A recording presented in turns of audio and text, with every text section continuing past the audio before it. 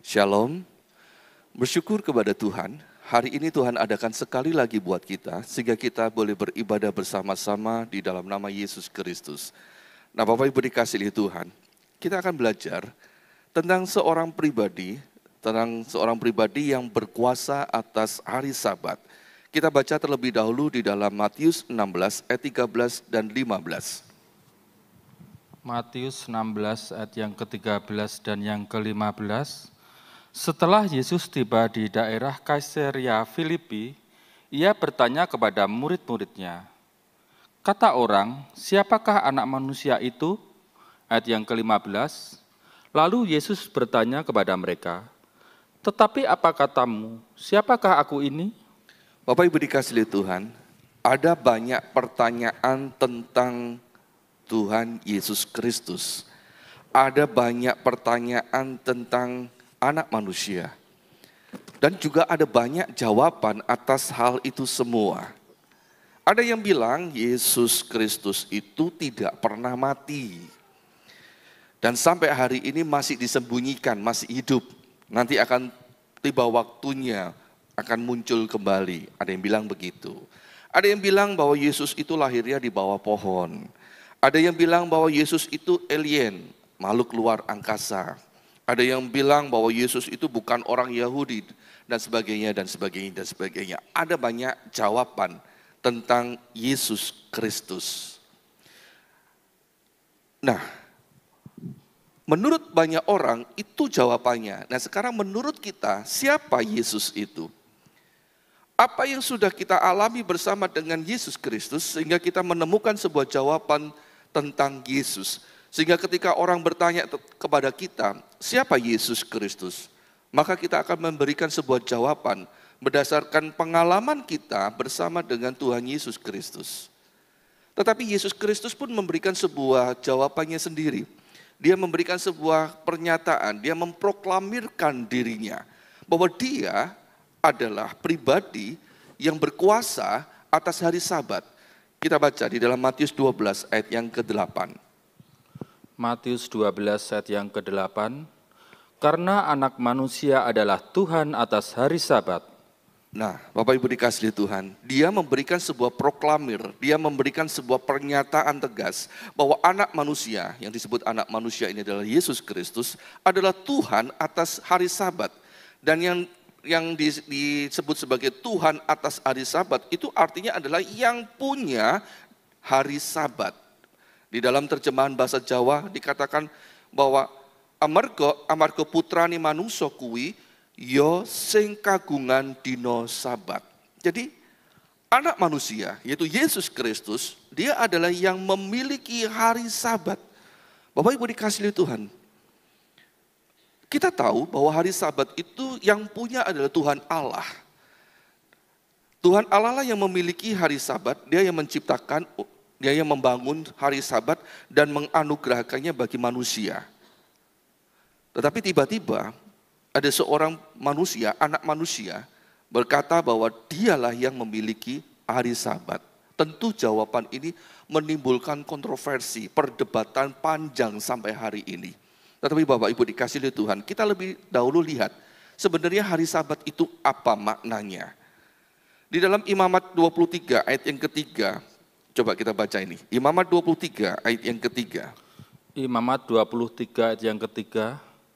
6 hari lamanya boleh dilakukan pekerjaan, tetapi pada hari yang ketujuh haruslah ada Sabat, hari pemberhentian penuh, yakni hari pertemuan kudus. Janganlah kamu melakukan sesuatu pekerjaan, itulah Sabat bagi Tuhan di segala tempat kediamanmu. Nah, kalau kita berbicara tentang Sabatnya Tuhan, bukan Sabatnya gereja, juga bukan Sabatnya orang Kristen ataupun orang-orang yang lain, pandangan-pandangan yang lain, maka inilah yang disebut sebagai Sabat. Bahwa 6 hari lamanya boleh kita melakukan sebuah pekerjaan, kita boleh berlelah-lelah, kita boleh melelahkan diri, kasarannya begitu ya. Kita boleh melelahkan diri dengan pekerjaan, tetapi pada hari yang ketujuh, haruslah ada Sabat, yaitu hari perhentian penuh. Bukan perhentian separuh, Bukan perhentian 3/4 atau 1/4 atau mungkin 11/12. No, tapi penuh. Yang namanya penuh itu berarti utuh. Tidak ada gerowong sedikit pun. Nah, di sini hari perhentian penuh ini disebut sebagai hari pertemuan kudus. Jangan kamu melakukan sesuatu pekerjaan. Itulah Sabat bagi Tuhan di segala tempat kediamanmu. Kalau berbicara tentang Sabatnya Tuhan, inilah yang seharusnya kita pahami. Dan jangan kita berfokus kepada jumlah harinya. Dihitung nanti hari Sabat itu ada 7, itu hari yang ke-7. Lalu ini kok ada perubahan, akhirnya menjadi sebuah perdebatan. Hari Sabatnya harusnya hari Sabtu, harusnya hari Minggu. Mana yang benar? Bapak Ibu dikasihi Tuhan, Tuhan sedang mengajar kita bukan pada waktu untuk memperhatikan harinya mana, tetapi apa makna dari Sabat itu sendiri. Di dalam Imamat 23 ayat yang ketiga di sini dijelaskan bahwa maksud dari hari Sabatnya Tuhan ini mempunyai sebuah tujuan, yaitu supaya manusia bisa beristirahat. Manusia bisa istirahat. Setelah 6 hari lamanya berlelah-lelah, berjibaku dengan ladang, dengan pekerjaan, dengan sekolah. Nah, hari Sabat manusia hendaklah leren, istirahat. Manusia istirahat, bahkan binatang yang dipakai untuk bekerja itu pun juga mereka istirahat. Kemudian tujuan yang berikutnya adalah supaya manusia bisa beribadah. Itu sebabnya hari Sabat itu disebut sebagai hari pertemuan kudus. Supaya manusia itu bisa beribadah. Nah, Bapak Ibu dikasihi Tuhan, lihat apa yang diberikan oleh Tuhan buat manusia, jangan disalahpahami. Seringkali kita ini tidak memahami Tuhan, sehingga kita ini berlaku curang terhadap Tuhan. 6 hari lamanya kita telah berlelah-lelah untuk mengurusi pekerjaan kita. Dalam tanda kutip, kita ini egois terhadap diri kita sendiri. Kita bekerja, kita sekolah, kita jalan-jalan, kita senang-senang. Nah, hari yang ke-6, hari yang ke-7, yang disebut sebagai hari Sabat, kita harus berhenti penuh. Di mana kita tidak lagi memikirkan pekerjaan. Kita tidak memikirkan banyak hal, tetapi kita fokus untuk beribadah kepada Tuhan. Dan ketika kita beribadah kepada Tuhan, kita bawa persembahan yang terbaik di hadapan Tuhan. Bilangan 28 ayat 9 dan 10. Bilangan 28 ayat yang ke-9 dan yang ke-10. Pada hari Sabat, 2 ekor domba berumur setahun yang tidak bercela, dan 2/10 eva tepung yang terbaik sebagai korban sajian, diolah dengan minyak serta dengan korban curahannya. Itulah korban bakaran Sabat pada tiap-tiap Sabat, di samping korban bakaran yang tetap dan korban curahannya. Bapak Ibu dikasihi Tuhan, setiap hari Sabat harus ada persembahan yang dihaturkan, dibawa masuk ke dalam rumah Tuhan. Harus ada korban, ada persembahan yang diberikan untuk Tuhan. Bapak Ibu dikasihi Tuhan, inilah makna bagaimana kita ini memaknai ketika kita ini beribadah. Ketika kita berbicara tentang persembahan, korban, jangan berpikir, wah gereja mata duitan, pendetanya mata duitan. Bukan. Ini adalah aturan di mana Tuhan sudah menetapkan. Ini bukan aturan pendeta, ini bukan aturan gereja. Namun Tuhan memang memberikan sebuah aturan supaya manusia itu memaknai apa arti dari beribadah itu sendiri. Mengapa manusia itu dibangunkan sebuah tempat peribadatan dan ada peribadatan di dalamnya. Supaya manusia itu bisa datang di hadapan Tuhan dan memberikan persembahannya sebagai korban syukur, sebagai korban ucapan syukur di hadapan Tuhan, dan juga korban-korban yang lainnya. Demikianlah kita datang di rumah Tuhan. Ketika kita beribadah, kita memberikan persembahan-persembahan di hadapan Tuhan. persembahan hati yang mengucap syukur, persembahan di mana kita ini bisa memberikan yang terbaik di hadapan Tuhan. Dan aturan ini dilakukan, harus dijaga kekudusannya turun-temurun. Keluaran 31 ayat yang ke-13 sampai yang ke-17. Keluaran 31 ayat yang ke-13 sampai yang ke-17. Katakanlah kepada orang Israel demikian, akan tetapi hari-hari Sabatku harus kamu pelihara, sebab itulah peringatan antara aku dan kamu turun-temurun, sehingga kamu mengetahui bahwa akulah Tuhan yang menguduskan kamu. Haruslah kamu pelihara hari Sabat, sebab itulah hari kudus bagimu. Siapa yang melanggar kekudusan hari Sabat itu, pastilah ia dihukum mati. Sebab setiap orang yang melakukan pekerjaan pada hari itu, orang itu harus dilenyapkan dari antara bangsanya. 6 hari lamanya boleh dilakukan pekerjaan, tetapi pada hari yang ke-7 haruslah ada Sabat, hari perhentian penuh, hari kudus bagi Tuhan. Setiap orang yang melakukan pekerjaan pada hari Sabat, pastilah ia dihukum mati.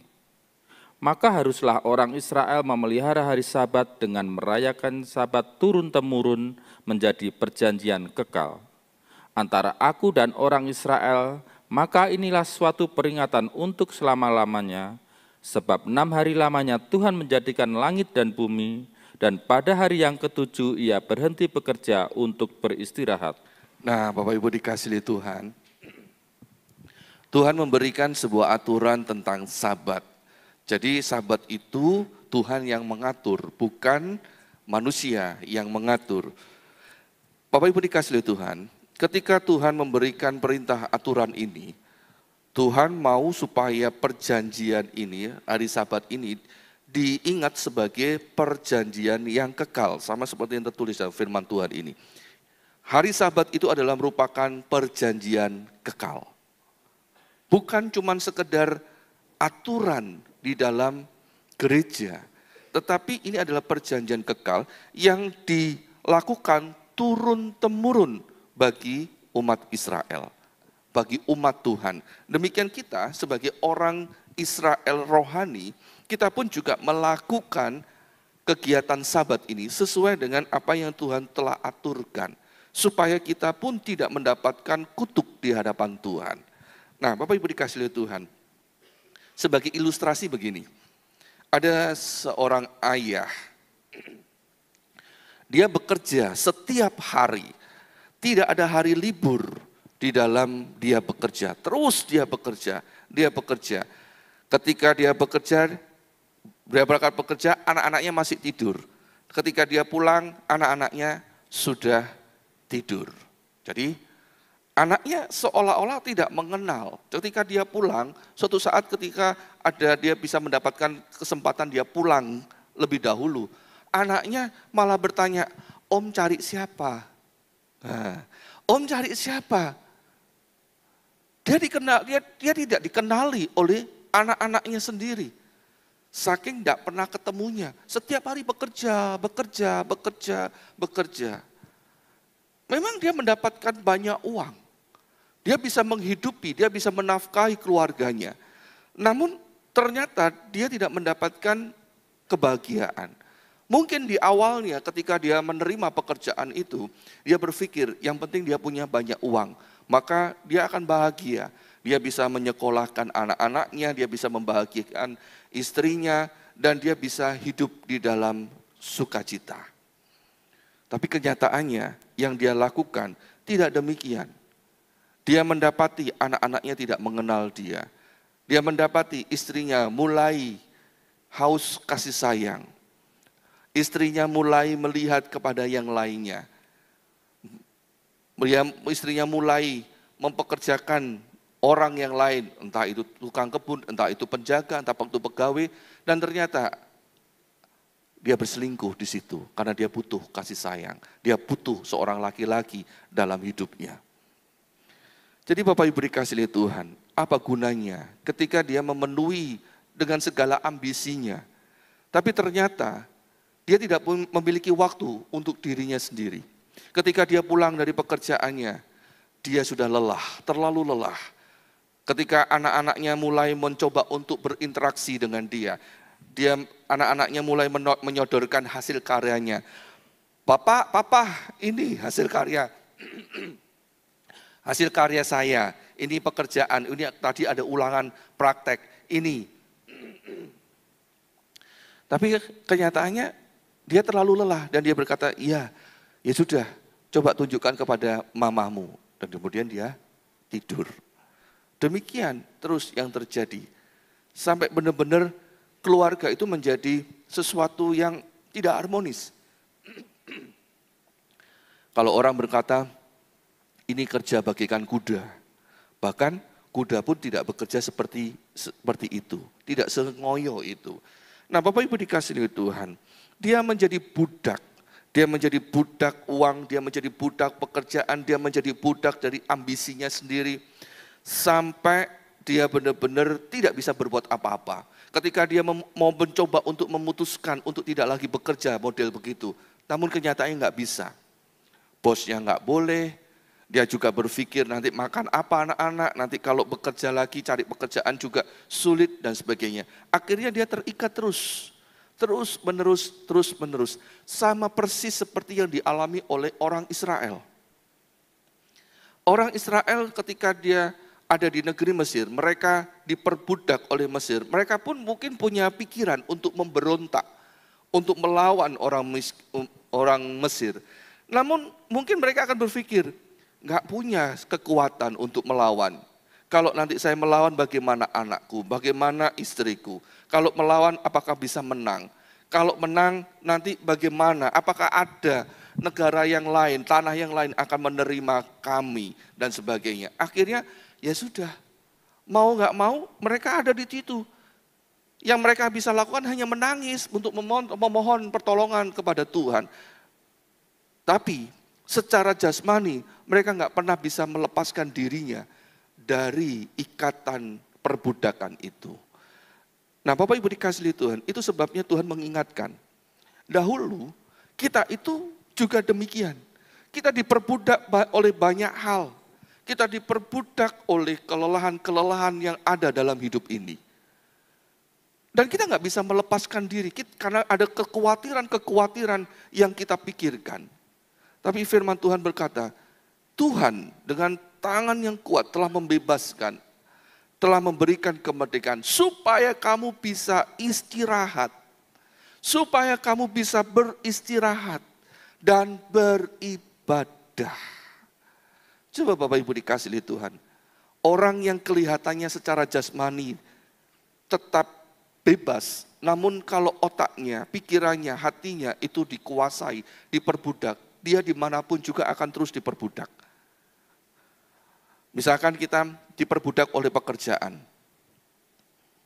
Apalagi zaman modern sekarang, zaman teknologi. Di mana pekerjaan itu bisa dikontrol, bisa dilihat. Katanya dikontrol, tapi sebenarnya kita yang dikontrol oleh pekerjaan. Kita dikontrol oleh pekerjaan melalui gadget kita. Kita meskipun beribadah, namun pikiran kita tertuju kepada gadget kita, kepada pekerjaan. Apalagi yang main saham, hati-hati. Main saham, main falas. Pergerakannya begini, lagi seru ini, bagaimana ini. Enggak dengar firman Tuhan yang disampaikan, enggak bisa menikmati ibadah. Itu sebabnya Tuhan berkata, ketika engkau beribadah, kita harus memiliki sebuah konsep yang sama, yaitu ibadah itu harus kudus. Dan harus menjaga kekudusannya. Itu sebabnya kita harus membawa persembahan di hadapan Tuhan. Ketika kita ini membawa persembahan, maka kita akan melepaskan sesuatu yang bukan persembahan. Apalagi zaman dahulu, ketika membawa persembahan, itu pasti berupa barang. Mungkin kambing domba, mungkin juga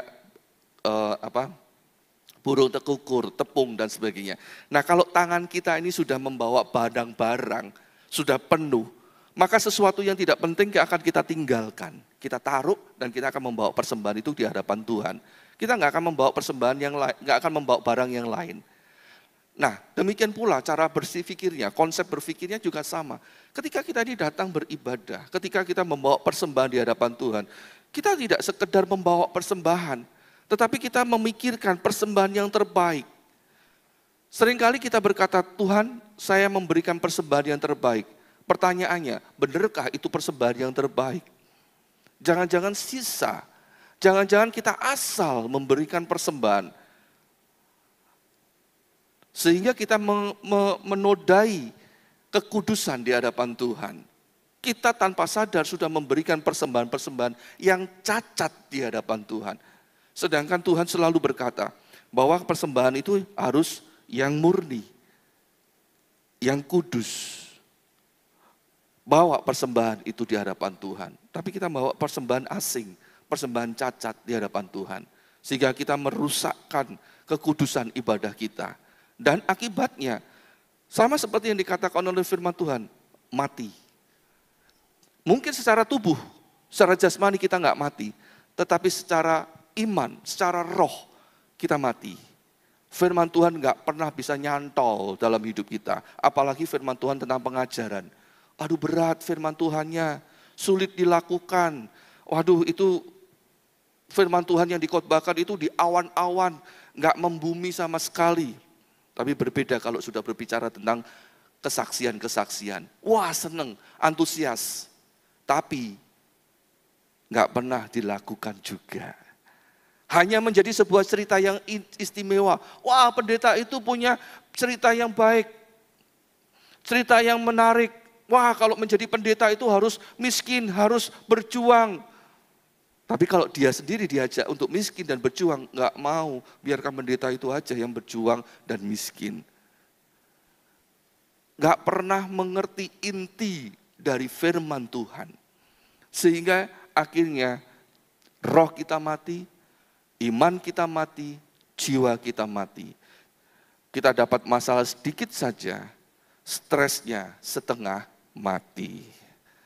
Nah, Bapak Ibu dikasihi Tuhan, melalui hari Sabat, Tuhan itu ingin membebaskan. Tuhan itu bukan cuma sekedar ingin ya, tetapi dia benar-benar membebaskan. Dia bertindak membebaskan manusia dari perbudakan dunia ini dan kuasa dosa. Baca Ulangan 5 ayat 12 sampai yang ke-15. Ulangan 5 ayat yang ke-12 sampai yang ke-15.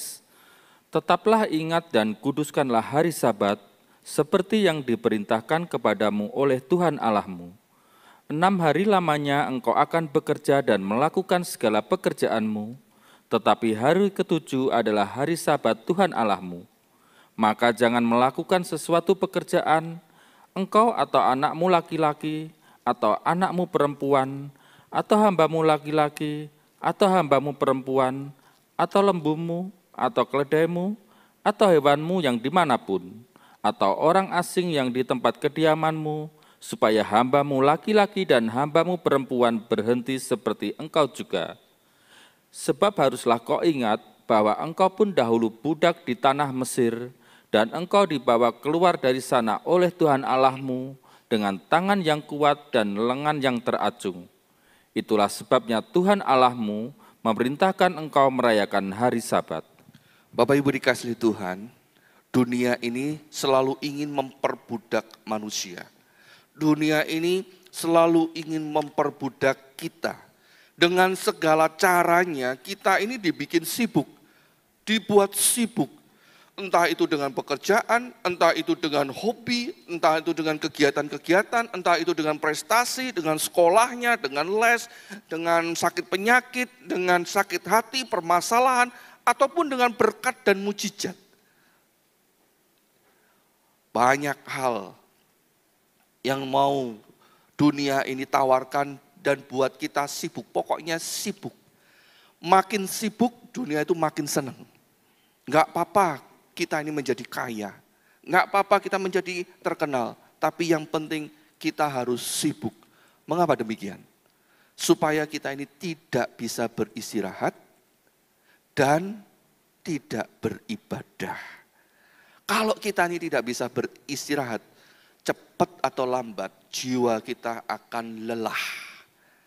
Dan kalau sudah lelah, cepat atau lambat jiwa kita akan jadi hampa. Kalau sudah hampa kosong, udah gampang. Gampang stres, tertekan, mati, bunuh diri. Dunia permainannya seperti itu. Apalagi kalau sudah kita nggak bisa beribadah, nggak bisa berhenti di hadapan Tuhan, nggak bisa sujud menyembah di hadapan Tuhan.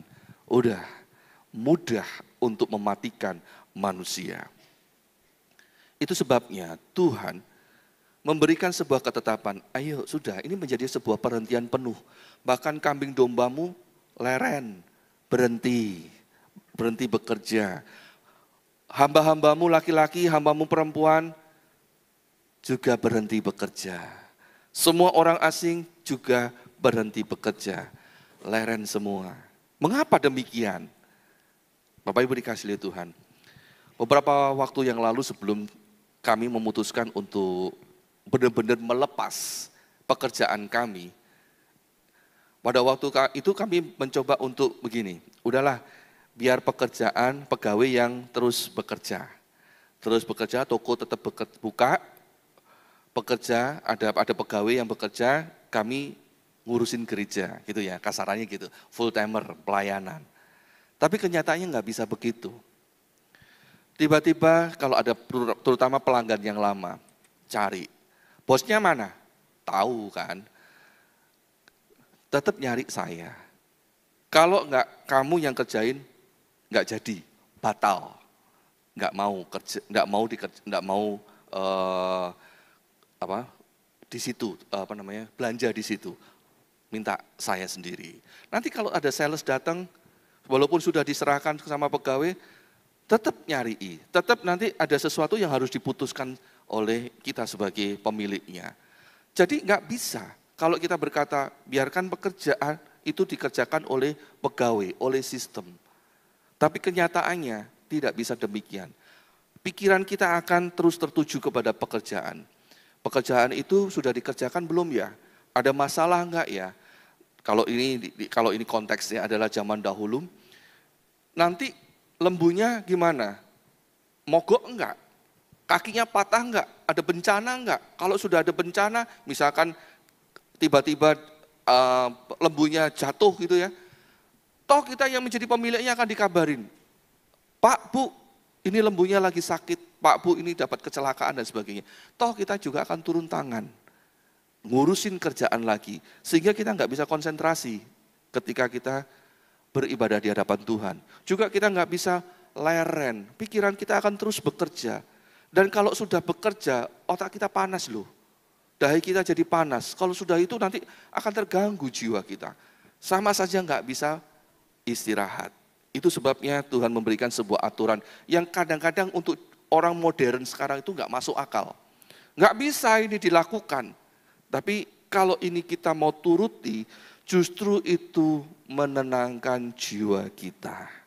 Membuat kita ini tenang.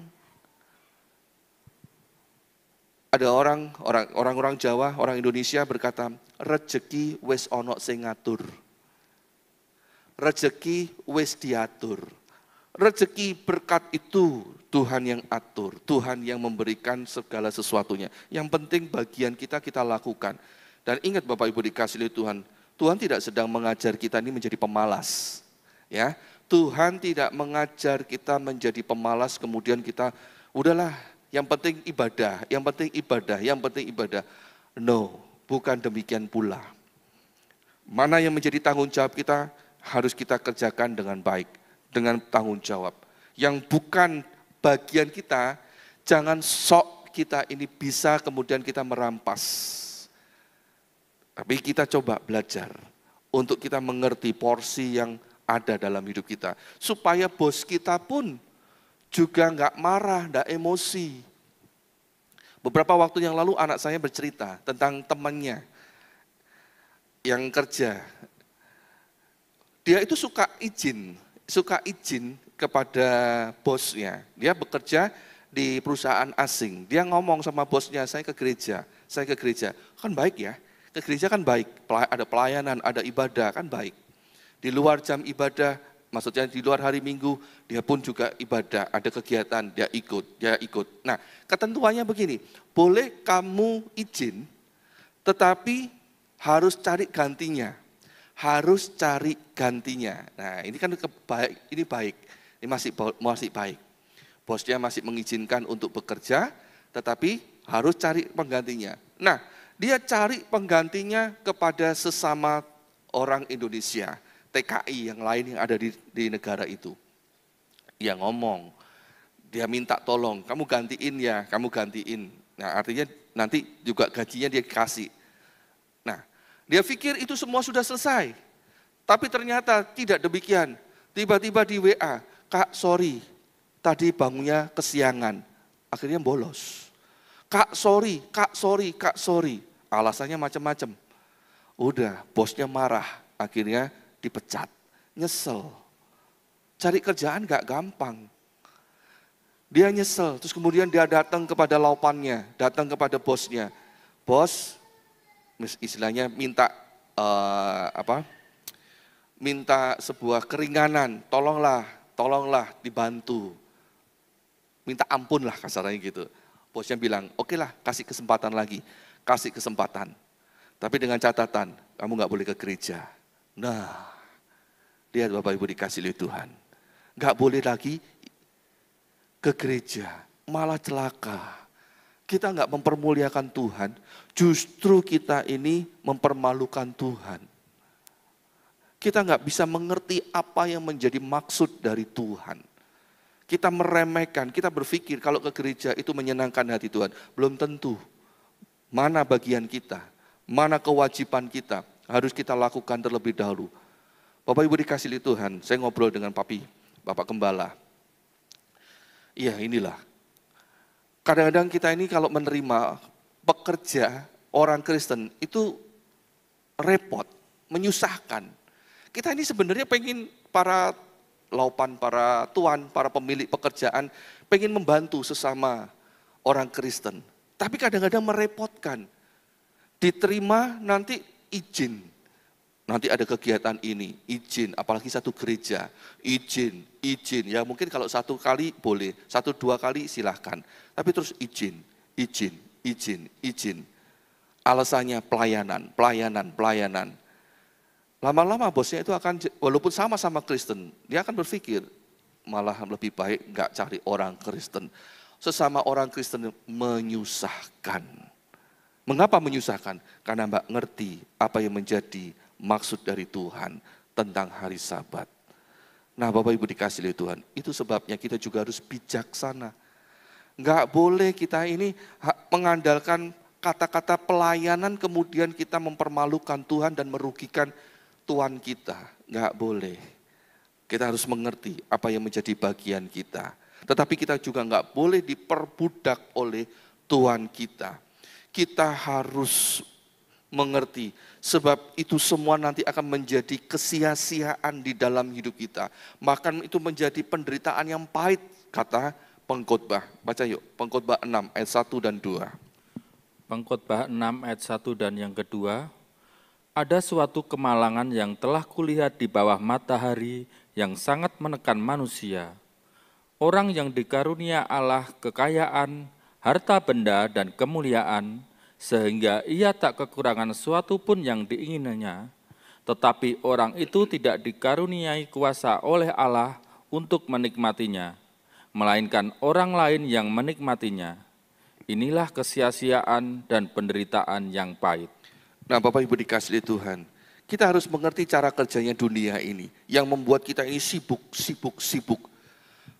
melayani, sibuk bekerja, sibuk mikirin utang, sibuk cari utang, sibuk cari ngurusin sakit hati, sibuk untuk bikin ribut dan sebagainya. Pokoknya dunia ini akan terus membuat kita sibuk, supaya kita tidak bisa beristirahat dan kemudian tidak bisa kita beribadah kepada Tuhan. Nah kalau itu semua terus terjadi dalam hidup kita, maka kata pengkhotbah ini, itu adalah sebuah kemalangan loh. Itu ada sebuah penderitaan yang pahit. Kita kelihatannya dapat banyak uang, dapat banyak kenikmatan, dapat banyak hal yang kita impikan. Namun kenyataannya tidak membuat kita puas. Tidak membuat kita puas. Justru sebaliknya, itu akan menumpuk sebuah kepahitan, sakit hati, kesedihan, penderitaan, kesusahan, terus di dalam diri kita. Tapi karena kita ini diperbudak, maka cara berpikir kita malah bangga dengan hal-hal itu semua. Terus buat apa? Toh akhirnya yang kita terima itu semua, yang kita kumpulkan itu semua, itu nanti akan dinikmati oleh orang lain, bukan untuk kita. Misalkan kita ini berhemat ya, bukan cuma sekedar berhemat, pelit gitu ya kasarannya. Kita ini sangat pelit. Bahkan kalau kita ini mau persembahan di hadapan Tuhan, kita hitung-hitungan. Tuhan, saya memberi persembahan 100.000, tolong ya nanti kasih kembaliannya 1 juta. Wong kita ngasih 100.000 minta 1 juta, piye? Kita hitung-hitungan sama Tuhan. Meskipun Tuhan kasih, udah kamu tak kasih, enggak, bukan cuma 1 juta, kamu tak kasih 10 juta. Tak bikin kamu kaya. Walaupun kamu pelit, tak bikin kamu kaya. Mungkin Tuhan berkata begitu. Benar kita jadi kaya, dilimpahi berkat. Kemudian kita menjadi kaya, tapi tetap pelit. Tidak bisa menikmati hidup. Kita berpikir mengumpulkan harta itu adalah sebuah kenikmatan. Seperti Paman Gober itu loh ya. Nah, ketika kita ini terus melakukan seperti itu, kemudian kita mati. Siapa yang akan menikmati harta yang sudah kita kumpulkan itu? Siapa yang akan menikmatinya? Orang lain. Orang lain, kita nggak menikmatinya. Padahal kita punya banyak kesempatan untuk menikmati. Tapi semuanya menjadi sia-sia di tangan kita. Nah Bapak Ibu dikasihi Tuhan, dunia ini akan selalu menawarkan sesuatu yang menurut daging kita ini menarik.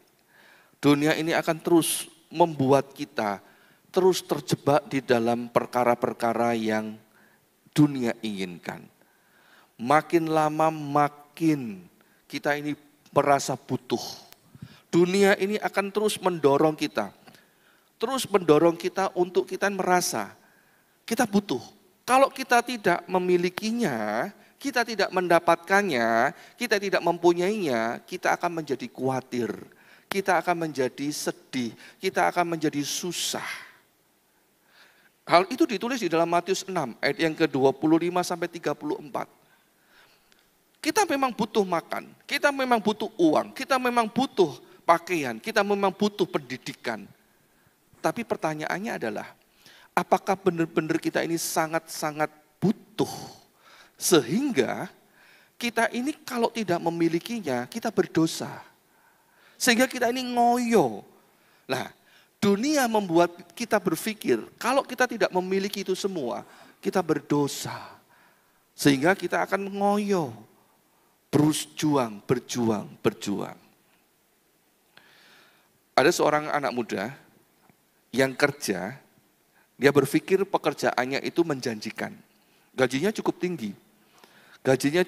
Walaupun UMR, tapi UMR-nya pakai ukuran yang tinggi. Jadi anggap aja lah, katakanlah saja, buat Madiun gaji 5 juta per bulan itu kan sudah luar biasa ya. Sudah luar biasa banyak. Dia berpikir, wah gaji 5 juta per bulan, dia bisa begini, dia bisa begini. Suatu saat dia bilang, "Ko, saya kepingin beli sepeda motor." Terus kemudian kami ngomong, udahlah, kamu beli sepeda motor jangan yang baru dulu. Sebab kamu belum mampu. Apalagi kamu beli sepeda motor yang masih kredit, nyicil. Nanti kamu berat di cicilannya. Dan juga belum tentu pekerjaanmu itu terus akan menjamin hidupmu.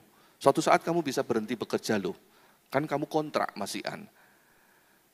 Kamu beli aja sepeda motor bekas. Kan murah, terjangkau. Toh itu sepeda motor itu bukan investasi.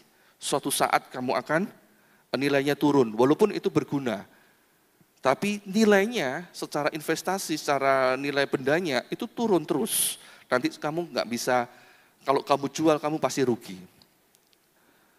Nggak mau nurut, ya sudah, itu haknya dia. Dia tetap beli sepeda motor baru, kredit, terus tiba-tiba pekerjaannya berhenti, diputus pekerjaannya. Demi apa coba? Demi gengsi kan? Wah sepeda motor baru. Demi sepeda motor baru, dia senang. Dia nggak mau pakai sepeda motor usang. Dia nggak mau pakai sepeda motor bekas.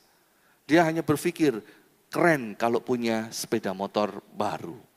Ketika diputus kontraknya, bingung, cicilannya terus gimana? Dia utang temennya, utang belum cukup, utang lagi ke kayak model online gitu. Utang lagi, utang lagi. Akhirnya dia bekerja hanya untuk nutupin utang, nutupin utang, nutupin utang. Stres, depresi, sampai dia harus dibawa ke psikiater, kasih obat penenang baru bisa tidur. Lihat Bapak Ibu dikasih oleh Tuhan. Apakah itu jalan keluar? Dunia itu akan terus membangun sebuah pemikiran seperti itu. Harus. Ketika kita ini tidak mendapatkan itu semua, maka kita merasa bersalah. Kita merasa nggak layak jadi manusia. Kita berdosa di hadapan Tuhan. Kita berdosa di hadapan keluarga kita. Padahal itu semua sebenarnya kalau kita miliki itu berguna buat kita. Kalau kita tidak memilikinya juga nggak masalah sebenarnya. Nggak masalah. Toh sekarang masih zaman modern ini, kita masih bisa pakai Gojek, ojek online, itu kan masih ada banyak. Walaupun kita nggak bisa punya kendaraan sendiri, kita masih bisa minta tolong temannya, atau mungkin kalau perlu jalan kaki harus dilakukan. Demikian pula ketika kita ini beribadah, kadang-kadang kita juga berpikir, kalau beribadah, kalau nggak naik sepeda motor, nggak naik mobil, rasanya kita berdosa. Apalagi ada pengajaran, kalau kita ini tidak kaya, jadi orang Kristen itu tidak diberkati, kamu berdosa. Udah, cocok, sudah.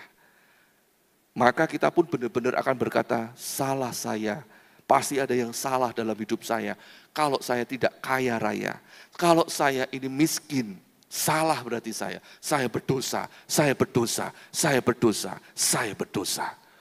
Akhirnya mengkutuki dirinya sendiri. Walaupun Tuhan berkata, dosamu sudah diampuni, engkau sudah dibebaskan, engkau sudah dimerdekakan. Tapi gara-gara ada pengajaran, kalau kamu tidak menjadi kaya, kalau kamu tidak berhasil, kamu berdosa, kamu berdosa. Maka kita berkata pada Tuhan, Tuhan saya berdosa, ampuni aku Tuhan, ampuni aku Tuhan, ampuni Tuhan. Terus kita ngoyo, bekerja. Akhirnya kita terjebak judi online, utang online, dan sebagainya. Yang membuat akhirnya kata pengkhotbah masuk ke dalam penderitaan yang pahit dan itu semua sia-sia. Bapak Ibu dikasihi Tuhan, yang kita butuhkan, memang kita butuh uang, kita butuh sekolah, kita butuh kepandaian, kita butuh pakaian, kita butuh rumah. Namun masih ada yang kita lebih butuhkan dari itu semua.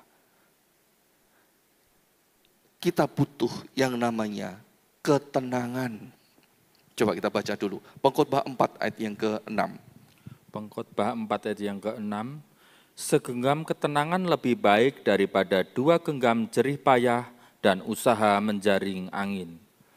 Kita butuh ketenangan. Sekalipun itu hanya segenggam saja. Itu jauh lebih baik. Sebab dengan kita ini tenang, maka kita bisa berdoa. Ketika kita bisa tenang, kita bisa menikmati hidup. Bapak Ibu dikasihi oleh Tuhan, apa sih upah dari kita ini berlelah-lelah dengan bekerja? Apakah kita bisa beli mobil? Ya, memang itu bisa menjadi upah. Dengan kita bisa jalan-jalan ke luar negeri, itu memang bisa menjadi sebuah upah. Makan enak, makan mewah, itu bisa menjadi upah. Tapi kalau kita bisa jalan-jalan, kita punya mobil, kita punya rumah, kita bisa jalan-jalan makan enak, tapi tidak punya ketenangan, apakah itu akan menjadi upah buat kita? Apa bisa menjadi upah buat kerja keras kita?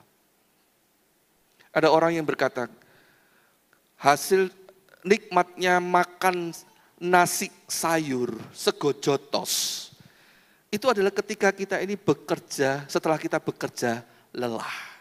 Ketika kita ini sudah berlelah-lelah bekerja, kita bisa menikmati sayur itu dengan nikmat.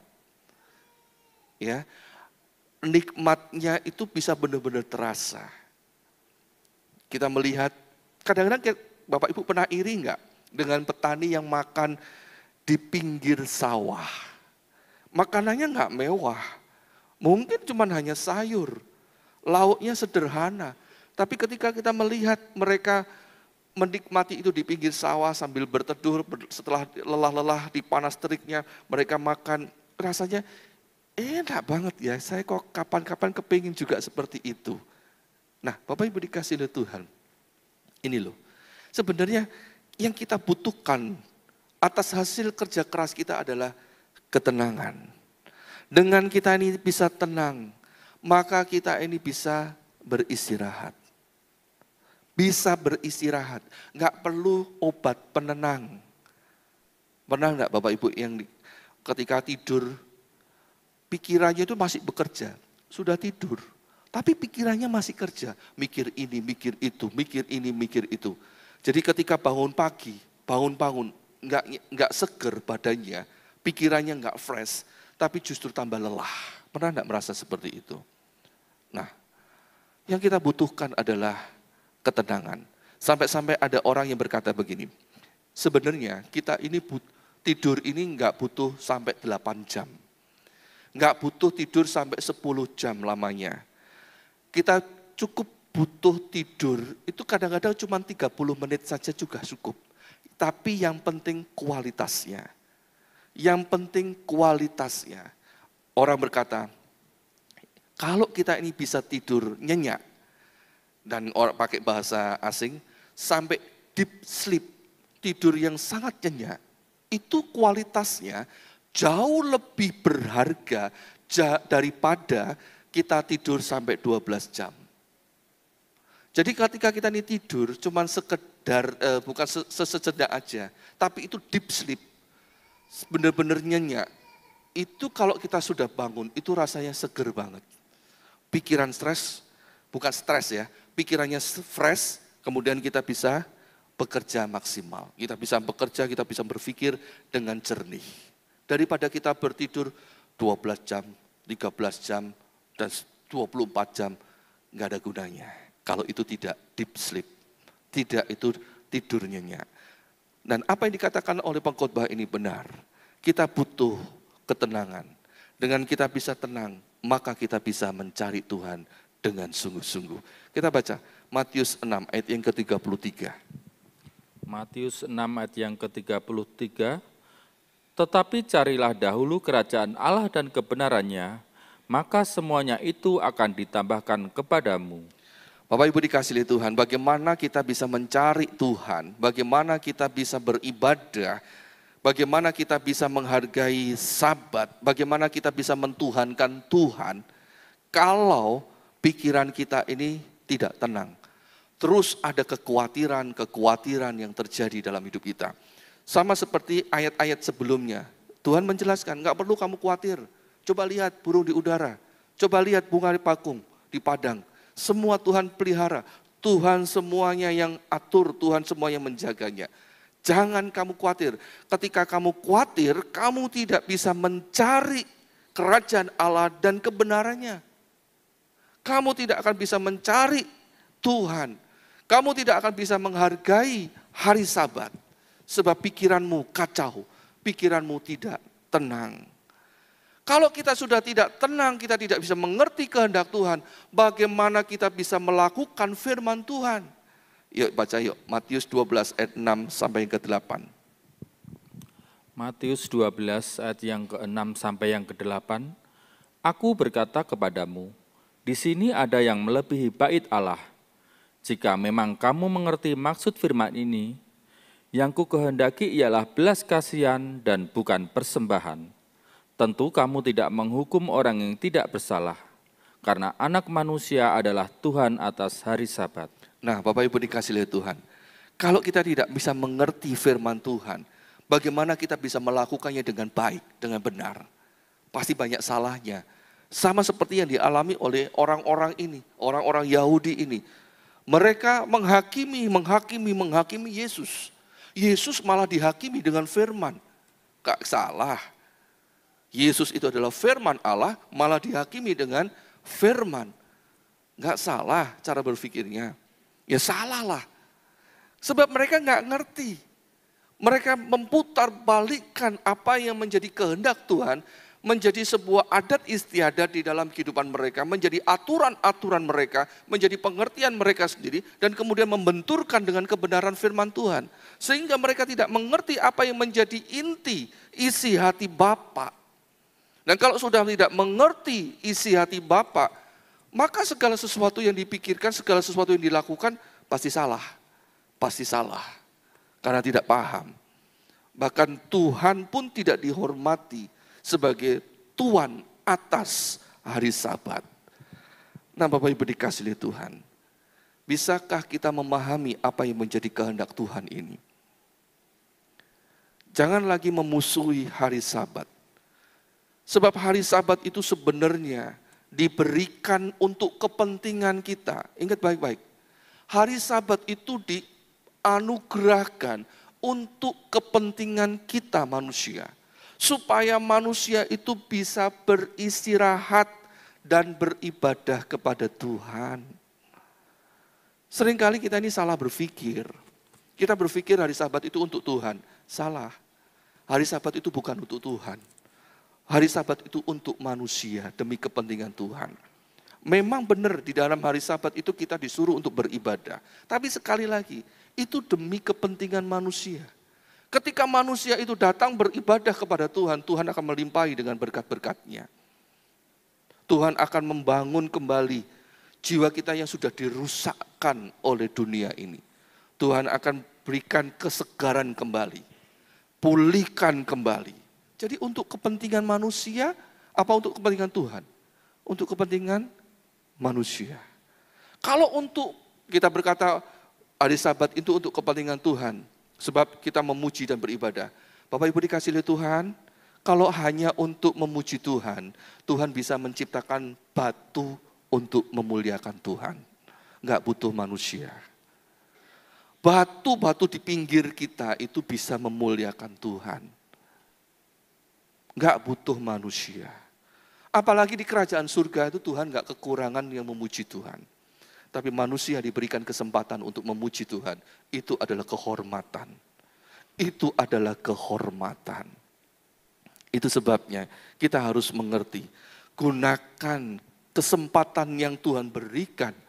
Supaya Tuhan itu bisa memberkati kita. Dan yang lebih istimewa bukan masalah berkatnya. Tetapi hubungan istimewa antara Bapak dengan anak itu terjalin dengan mesra. Tuhan seringkali memberikan sebuah penjelasan bahwa hubungan Tuhan dengan manusia itu bukan antara tuan dengan budak. Tuhan sudah merubahnya. Tuhan sudah memulihkan kita dengan adanya Kristus Yesus. Hubungan antara Tuhan dengan manusia itu tidak lagi antara tuan dengan budak, tetapi antara bapak dengan anak. Antara kekasih mempelai pria dengan mempelai wanita. Hubungannya makin intim, hubungannya makin mesra. Dan pahamilah mengapa Tuhan menginginkan kita ini beribadah. Jadi Bapak Ibu dikasihi Tuhan, sekali lagi jangan gunakan hari Sabat untuk kita ini berdalih untuk menjadi malas, untuk kita ini melepaskan tanggung jawab. Tetapi berbahagialah orang yang memelihara hari Sabat. Kita baca Yesaya 58 ayat 13 dan 14. Yesaya 58 ayat yang 13 dan yang ke-14. Apabila engkau tidak menginjak-injak hukum Sabat dan tidak melakukan urusanmu pada hari kudusku, apabila engkau menyebutkan hari Sabat hari kenikmatan, dan hari kudus Tuhan, hari yang mulia, apabila engkau menghormatinya dengan tidak menjalankan segala acaramu, dan dengan tidak mengurus urusanmu atau berkata omong kosong, maka engkau akan bersenang-senang karena Tuhan, dan aku akan membuat engkau melintasi puncak bukit-bukit di bumi dengan kendaraan kemenangan. Aku akan memberi makan engkau dari milik pusaka Yakub bapa leluhurmu, sebab mulut Tuhanlah yang mengatakannya. Nah, Bapak Ibu dikasihi oleh Tuhan, ketika kita bisa menghargai hukum Sabat, aturan maksudnya aturan di mana kita ini bisa memberikan sebuah aturan untuk beribadah secara kudus di hadapan Tuhan. Nah, pada saat itu Tuhan tidak akan pernah menutup mata kita, tidak akan pernah menutup telinga kita. Dia akan benar-benar memberkati kita. Bahkan Dia akan benar-benar memberikan istirahat penuh di dalam hidup kita. Kita tidak lagi memikirkan masalah makanan. Kita tidak lagi memikirkan masalah uang. Tidak lagi memikirkan masalah kesehatan. Tidak lagi memikirkan masalah permasalahan-permasalahan yang terjadi. Kita dibuat beristirahat penuh di rumah Tuhan yang kekal abadi. Di sana kita benar-benar, tugas kita benar-benar beribadah, memusatkan perhatian kita kepada Tuhan. Dan apa saja yang kita butuhkan, misalkan kita memang benar butuh makan, Tuhan sudah siapkan. Dan Tuhan sudah siapkan, ada pohon-pohon kehidupan yang terus berbuah, dan buahnya boleh dinikmati bebas. Ada air yang bening jernih, yang bagaikan kristal, yang bisa kita minum, yang memberi kehidupan. Dan itu boleh kita nikmati bebas, gratis. Benar-benar kita ini dibuat leren, istirahat penuh. Dari segala godaan, dari segala kuasa perbudakan dunia. Nah, sebelum itu terjadi semua dalam hidup kita, kita belajar untuk menghormati Tuhan. Belajar untuk menjadikan Tuhan itu menjadi Tuan atas hari Sabat. Menjadikan Tuan atas ibadah kita. Jangan lagi menjadikan fasilitas gereja, aturan-aturan gereja, aturan-aturan dunia, aturan-aturan masyarakat, moral dan sebagainya. Itu sebagai Tuan atas hidup kita. Jangan jadikan pendeta, pelayan-pelayan Tuhan, gedung dan sebagainya ini menjadi Tuan atas kita. Jangan. Tapi jadikan kembali bahwa Tuhanlah yang layak disembah. Firman Tuhanlah yang harus kita dengar. Firman Tuhanlah yang harus menjadi pusat perhatian kita. Dan hidup kita pun tertuju sepenuhnya kepada Tuhan Allah kita yang kita sembah dalam nama Yesus Kristus. Ibrani 12 ayat 1 dan 2. Ibrani 12 ayat yang 1 dan yang kedua. Karena kita mempunyai banyak saksi bagaikan awan yang mengelilingi kita, marilah kita menanggalkan semua beban dosa yang begitu merintangi kita dan berlomba dengan tekun dalam perlombaan yang diwajibkan bagi kita. Marilah kita melakukannya dengan mata yang tertuju kepada Yesus yang memimpin kita dalam iman dan yang membawa iman kita itu kepada kesempurnaan, yang dengan mengabaikan kehinaan, tekun memikul salib ganti sukacita yang disediakan bagi Dia yang sekarang duduk di sebelah kanan tahta Allah. Nah, Bapak Ibu dikasihi Tuhan, mari sekarang kita tertuju kepada Yesus Kristus. Sebab Dia adalah Tuan dan pemilik ibadah kita. Sama seperti Tuhan Allah, Dia adalah pemilik atas hari Sabat. Dia yang mengadakan dan Dia yang memberikan hari Sabat itu bagi manusia, supaya manusia bahagia dan hidup tenang. Demikianlah pula Tuhan Yesus adalah pemilik atas hari Sabat. Maka kita mendapatkan sebuah pemahaman bahwa sesungguhnya Tuhan Yesus Kristus itu adalah Tuhan Allah sendiri. Dia adalah pribadi Sang Pencipta sendiri yang turun menjadi manusia dalam rupa manusia supaya kita bisa mengerti apa yang menjadi kehendak Tuhan. Dan kita tidak lagi salah memahami atas arti hari Sabat, atas ibadah kita. Tetapi kita boleh mengerti Dia, yaitu Yesus Kristus, yang menjadi pusat perhatian kita.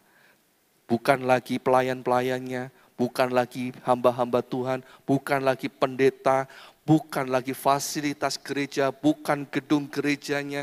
juga bukan rasa sakit kita, bukan rasa benci kita, ataupun sakit penyakit dan sebagainya. Tetapi Tuhanlah Tuhan dan pemilik atas ibadah kita. Maka kita bisa datang di hadapan Tuhan dan membawa persembahan-persembahan di hadapan Tuhan di dalam kekudusan dan sukacita, karena Tuhan sungguh baik dalam hidup kita. Segala pujian dan syukur kita pada Tuhan. Saya undang untuk bangkit berdiri. Yang terutama di dalam hidupku Tuhan adalah meninggikan Engkau, Yesus Kristus. Yang terutama dalam hidupku Tuhan, memuliakan nama-Mu. Terima kasih Tuhan.